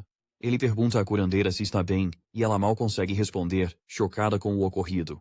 Aparece uma notificação de que ele ganhou 10 almas, e ele percebe que terá que lutar por cada ponto. Um sorriso cruza seu rosto ao pensar que monstros mais fortes devem dar mais almas. Ele decide visitá-los em breve. À frente, Jialin acerta uma flecha no focinho de um lobo e chama a médica. Lou corre e ativa sua habilidade, ainda se perguntando como o novato é tão forte. Enquanto isso, Su observa a luta de cima, avaliando o esquadrão. Ela admite que são fortes, mas a equipe é desorganizada, sobretudo o capitão. Seu equipamento de alto nível compensa a imprudência, mas não pode durar. No entanto, Rui se diverte muito, zombando da equipe e fatiando monstros à torto e à direito. Ao sentir movimento atrás de si, ele se convence e ataca sem hesitar, mas sua espada ricocheteia. Os lobos de pedra o cercam na hora. Ele grita, e a equipe toda o vê virar um brinquedo de mastigar. Jialin percebe que os gritos do idiota atraíram os monstros próximos. Rui berra para Lou o curar, manipulando-o a que se ele morresse, todos falhariam. Jialin grita para Lou não ir, mas ela, em pânico, nem nota um lobo de pedra saltando nela. Su se tensiona e percebe que Rui usa a garota como isca. Ela agarra a espada, pensando em intervir e terminar o teste, mas congela. Nosso garoto surge no último instante, puxando Lou para trás e segurando as mandíbulas do lobo com a mão. Ele o esmaga sem esforço, ganhando 30 almas. Su nota que quanto mais forte a fera, maior a recompensa, e com a armadura demoníaca, não são páreo. Ele ordena que as garotas fiquem por perto enquanto ele abre caminho. Sem mais explicações, ele avança com a espada, destroçando lobos de pedra um após o outro. Su observa, incrédula, como um calouro faz movimentos como Michael Jackson. Até as garotas, sem palavras por ele ser Rank I, voltam à realidade e o seguem. Percebendo monstros se aproximando por trás, ele diz para elas se abaixarem e reduz o grupo a picadinho. Quando a luta acaba, nosso herói pede a Lou para curar os feridos. As garotas ainda chocadas, mas Lou logo ativa sua habilidade. Rui chora como um bebê enquanto ela o cura. Jialin se oferece para vigiar com Zhou, já que sente que quase nada fez na luta. Zhou olha para a tela, notando que a última onda rendeu mais almas que o esperado. Nesse momento, Rui faz um escândalo dizendo que largou a equipe. Ele reclama que estava na linha de frente fazendo todo o trabalho e começa a criticar todos. O temperamento de Jialin inflama, e ela avança para calá-lo, mas Lu a acalma antes que piore. O tanque de cabelo roxo não para de falar, afirmando ter se ferido por inutilidade alheia e que não superarão a fissura sem ele. Ele sorri, pensando que em breve implorarão por ele e pela importância de um tanque. Para sua surpresa, Joe simplesmente encolhe os ombros e diz que fará o trabalho com a equipe enquanto Rui reclama feito um pirralho. Rui não crê no que escuta, enquanto Joe repete que pode fazer o trabalho e acumular mais almas. O pirralho de cabelo roxo se infla, provocando que só teve sorte antes e não duraria contra o chefe final, mas as garotas apoiam o novato, confiando mais nele do que no tanque falastrão. Elas insistem que Joe tem habilidade e que desistir não é uma opção. Jialin revira os olhos e diz que Joe é mais confiável que um chorão queixando-se de arranhões. Ela assume a frente, guiando os calouros, enquanto o tanque de cabelo roxo treme de raiva. Pouco depois, lobos de pedra atacam dos túneis, mas Jialin dispara flechas contra a multidão. Nosso herói avança logo atrás, eliminando o que se move e os enviando direto ao pós-vida. Lou age como batedora, informando a posição dos monstros, mantendo-os coordenados. Nenhum notou um lobo das sombras se aproximando, até Joe arremessar um lobo de pedra como bala de canhão, afastando a fera. Ele olha para as garotas e pergunta se elas estão bem. Lou garante que está tudo certo e que aquele monstro era o último por enquanto. Eles comentam que já eliminaram cerca de 50 monstros, o que as garotas acham inacreditável. Lou elogia por carregá-los, mas ele sorri e diz que foi trabalho em equipe. A arqueira aponta a sala do chefe à frente. Enquanto andam, ela questiona as áreas brilhantes no corpo de Joe durante a luta, o que também intrigou a curandeira. Joe mente, alegando que o poder surgiu um dia e que ele o usa desde então. As garotas especulam que é um potencial do tipo anexo, e ele deve ter despertado precocemente. Jialin notou a mentira sobre o potencial, mas Lou insistiu que ele não sabia. Ela diz que potenciais devem ser relatados para evitar preconceito, já que tanques são bem requisitados. Enquanto isso, Joe reflete se a equipe é necessária, pois elas levaram a maioria de seus monstros com os golpes finais. Ele se pergunta se ainda atinge as 2.000 almas. De longe, Sue os espreita, admirada com a força e competência do calouro como líder. Ela imagina que Lin o colocou na equipe para assegurar que eles passassem no teste. Seu olhar se volta para Rui, questionando seu plano, enquanto ele persegue a equipe. O grupo entra em uma clareira enorme, vazia de monstros. Lou se pergunta se mataram o chefe sem querer antes, mas Jialin explica que a fissura já teria desabado se fosse o caso. As garotas hesitam sem saber o que fazer depois. Joe ativa a percepção e alerta. Inimigo está acima. Um lobo enorme se lança na direção deles, e mal desviam da explosão a tempo. A arqueira percebe a emboscada e grita. Com a fumaça dissipada, as garotas ficam pálidas de choque. 3 lobos das sombras e um rei lobo de pedra maior os encaram. De repente, Sue aparece e cancela o teste, ordenando que fujam. Ela explica que esses monstros de alto nível excedem a capacidade deles, e as flutuações de mana são bem mais fortes do que ela previu. Não conseguem enfrentar tais oponentes, então ela oferece uma rota de fuga. Joe observa os monstros, calculando quantas almas ganharia ao derrotá-los, embora o risco seja altíssimo. Uma notificação surge. Nova missão para derrotar o lobo de pedra. A condição é clara. A missão não pode ser abandonada, então ele tem que lutar. Um sorriso selvagem surge. Ele se vira para Sue, dizendo que cuidará dos monstros. Invocando sua armadura demoníaca, ele declara os monstros como seus, acumulando aura e encurtando a distância. Sue grita que ele não sobreviverá, mas Jialin intervém e convence-a de que o novato se provou. Sue cede e concorda, mas avisa que não poderá mais salvá-los e lhes deseja sorte. Nosso garoto se vira e diz para as garotas partirem também, pois as coisas ficarão difíceis. Ao encarar os lobos, ele vê que são potentes e estaria frito sem a armadura demoníaca. Mesmo assim, ele não sente medo, pois já enfrentou coisas piores. O rei monstro solta um uivo e os lobos lançam seu ataque. Joe prevê os golpes e desvia de todos como um profissional. As garotas espiam da esquina, surpresas por ele conseguir lutar sozinho, diferente do capitão. Até mesmo Sue fica chocada ao vê-lo lutar, usando as próprias mãos, contendo sozinho cada monstro. Sua expressão escurece ao lembrar que monstros-chefes nunca são fáceis de vencer. Desviando de ataques, nosso herói percebe igualar a velocidade dos lobos das sombras, mas enfrentar os 4 é arriscado. Sem querer prolongar a luta, ele decide diminuir o número deles e foca no rei. Ele atinge a cabeça do lobo de pedra, mas para sua surpresa, só faz uma leve marca. O rei monstro o arremessa com sua armadura de pedra, e o ferimento sara na hora. Joe percebe que a fera astuta está tentando cansá-lo, mas ele se recusa a deixar isso acontecer. Enquanto isso, Rui espia da esquina, chocado que o novato desafiou esses monstros gigantes. Ele pensa que os lobos não devem ser tão fortes e que ele deveria estar na linha de frente. Empunhando sua espada, ele se autoconvence de que a culpa de tudo é do calouro e segue em frente. O tanque se convence de que, se eliminar o novato e vencer o monstro, toda a glória será dele. Mas para seu total choque, nosso herói desvia a espada sem olhar. Joe sorri e diz que Rui chegou na hora certa. Ele desvia quando um lobo das sombras ataca, deixando Rui em seu caminho. O garoto de cabelo roxo ativa sua defesa, mas o ataque do monstro estilhaça seu escudo, jogando-o contra uma parede. Como um profissional, nosso herói salta, pegando a espada no ar e atingindo o teto da caverna em um só movimento. Ele ordena ao sistema alocar seus pontos em agilidade e salta da rocha em alta velocidade. Ele derrota o primeiro monstro com um só golpe, ganhando mais de 700 almas. O sistema o recompensa com uma habilidade que impulsiona sua agilidade e força. Com essa habilidade, ele sabe que pode cuidar dos outros monstros sem nenhum problema. Ele aniquila outro lobo das sombras com um golpe de espada na garganta. Sue fica em choque total ao ver o quão mais rápido ele ficou em tão pouco tempo. O último lobo das sombras começa a suar frio, mas vê as garotas arrastando Rui. Ele as ataca, mas Jialin grita para que não as subestimem, lançando uma tempestade de vento. Joe desliza por trás e reduz o monstro a picadinho, como se Gordon Ramsay o tivesse treinado. Com o último lobo das sombras, ele acerta o alvo e sobe de nível. Uma aura roxa escura irrompe dele, chocando a todos. O sistema o notifica que atingiu o rank D e pode usar a expansão do domínio do abismo. Sua sombra se expande, formando uma camada escura em direção ao rei monstro. Ele olha e tentáculos sombrios brotam do chão, empalando a fera com sua habilidade de toque da morte. Joe arranca a cabeça dele para garantir, finalizando o chefe em estilo. Derrotar o chefe lhe rendeu 5.000 almas, e sua nova habilidade tem poder de fogo suficiente. Sem isso, a batalha teria se arrastado. O sistema anuncia que ele também ganha o cristal do Rei Lobo de Pedra como recompensa, e ele o guarda.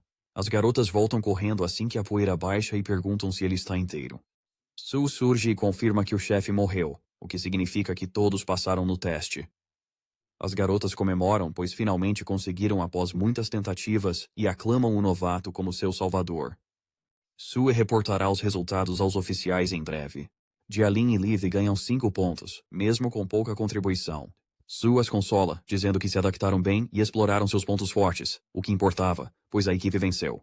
Ela se vira para Joe, anunciando 10 pontos para ele, somados aos 5 de Rui por carregar o time. As garotas ficam sem palavras, nunca viram pontuação tão alta. Sue o elogia novamente. Ele merece mais pelo que fez. Rui surge com mais um chilique sobre seus pontos, mas a senhora o interrompe, dizendo que ele não precisará deles. Ele abandonou a equipe em combate, os expôs ao perigo e tentou eliminar um colega, reprovando-o no teste. Ele tenta se justificar e exige um novo teste, mas ela não liga. Ela o alerta que, ao saberem de seus atos, os superiores o afundarão. Com um cristal, ela diz para saírem logo, antes que a fissura os prenda. De volta ao salão, ela diz que encaminhou os resultados, e as recompensas chegam em 24 horas. As garotas então pedem o contato de Joe para ligar se precisarem de ajuda. Logo depois, Sue o convida para sua guilda das sombras, oferecendo 3 milhões para ele se juntar. A quantia impressiona, mas ele recusa, pois tem outro plano. Ela coça a cabeça e diz que ele será bem-vindo a qualquer momento se mudar de ideia. Nesse momento, Lin adentra, como se fosse a dona, e comenta que o teste correu bem. Com a energia de namorada ciumenta, ela questiona o que todos conversam tão felizes. Sue inventa uma desculpa rápida, dizendo que só o felicitava, e as garotas o saúdam antes de ir. Lin diz que não o esperava tão cedo e já mandou sua bagagem para o dormitório. Ela o leva ao seu novo quarto e diz que pode obter algo ainda melhor se acumular mais crédito, mesmo que o quarto já pareça luxuoso. Ele fica sério e pergunta por que ela realmente o quer em sua equipe. A ruiva hesita, mas Lin a tranquiliza, dizendo que confia nele. Ela explica que pode ser a herdeira da guilda após a aposentadoria do pai, mas a guilda já está com 3 facções. Por isso ela precisa de um time leal e confiável para apoiá-la, caso queira o controle. Joe entende por que não confia nos próprios membros da guilda, então pergunta por que o escolheu. A Rainha da Neve explica ter visto sua forma de lutar e o valor que ele dá ao poder, mas ela tem outra razão. Ela o choca, revelando saber dos seus empréstimos. Ela informa que, embora sua dívida esteja com uma pequena agência, ela se conecta a uma corporação maior que explora clientes. A dona dessa corporação é sua rival. Ela quer ajuda para derrubá-los e proteger os dados dele. Zoe pondera a oferta dela, percebendo que o apoio da guilda seria útil. Ele aceita a proposta, e ela o instrui então a ir com calma e apenas seguir o fluxo. A assistente digita no tablet, e num instante, 5 milhões são transferidos para sua conta. Lynn chama de pequeno bônus, o restante chegará ao subir de nível e entrar oficialmente na guilda.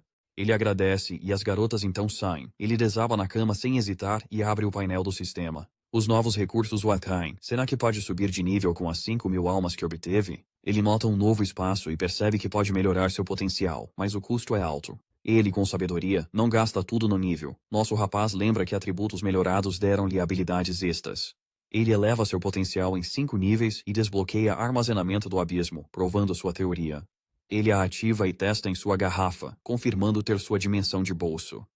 Ele tenta subir seu rank, mas um erro diz que falta o item. Sem se abater, ele rola para o topo e fica animado quando vê a seção de armas. Ele pensa que armas são essenciais nas fissuras, mesmo com os preços abusivos da escola.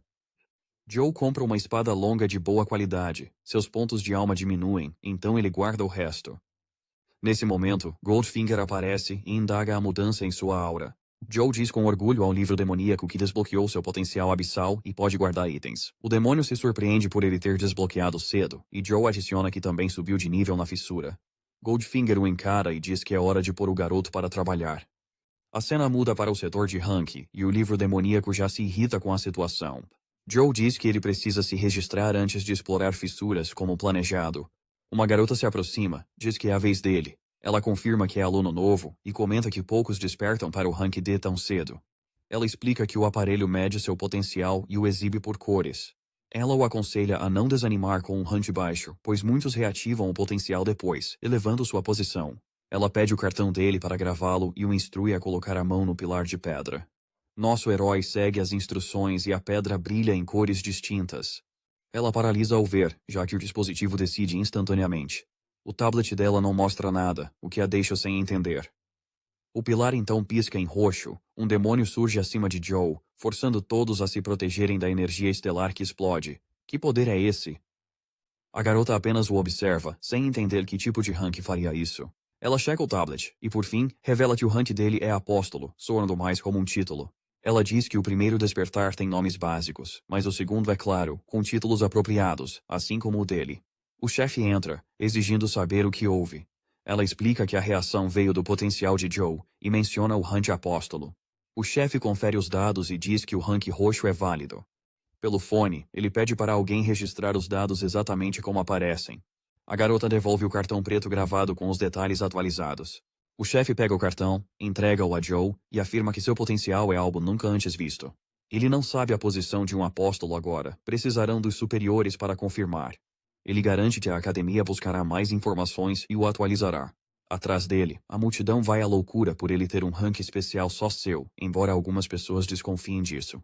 Nosso garoto pensa que ser apóstolo soa como servo dos céus, mas ignora o pensamento e foca nas missões. A cena muda para o salão de missões. Django o aborda, perguntando se ele quer fazer um trabalho de coleta. Ele mostra os detalhes da missão, que é segura, mas paga menos. Joe vê as recompensas e aceita na hora. O homem o ensina a usar o aplicativo no celular e explica os detalhes. Django então o apresenta ao resto da equipe, mas Joe parece mais preocupado por não haver um supervisor. O cara diz que teriam que pagar por um, mas não precisam, pois a missão é fácil. Na caverna, a equipe admira os cristais que cobrem o local. Goldfinger aparece sentindo algo. Uma notificação pede para Joe coletar 150 cristais em 60 minutos. O livro demoníaco o manda parar de perder tempo e minerar, pois a energia estelar dos cristais acelerará sua recuperação. Jung se aproxima, dá-lhe uma picareta e todos começam a trabalhar. Ao vê-lo golpear, o cara pergunta se ele tem potencial de força, pois é forte demais. Ele divaga que seu potencial é de visão, só podendo fazer missões de coleta. Goldfinger reaparece e diz que ele não pode absorver os cristais. Joe verifica seu inventário, mas não funciona para ele, e o sistema mostra que os cristais não lhe pertencem. Jung nota o olhar dele e explica que os cristais são da escola, e quem roubar leva uma dura punição. Joe se dá conta de que não consegue armazená-los e indaga como vai coletar tantos em apenas 60 minutos, mas Goldfinger não lhe oferece auxílio. De repente, o chão treme, deixando todos tensos. O mascarado aponta para frente, um verme comedor de cristais irrompe e ataca. Percebendo que a mineração irritou o monstro, todos fogem sem olhar para trás. O grupo corre pela caverna enquanto o monstro os persegue. Nesse instante, Joe sente o perigo, empurra Jiang e o verme de cristal o ataca. O cara cai no chão gritando pelo nosso garoto que sumiu sob o monstro.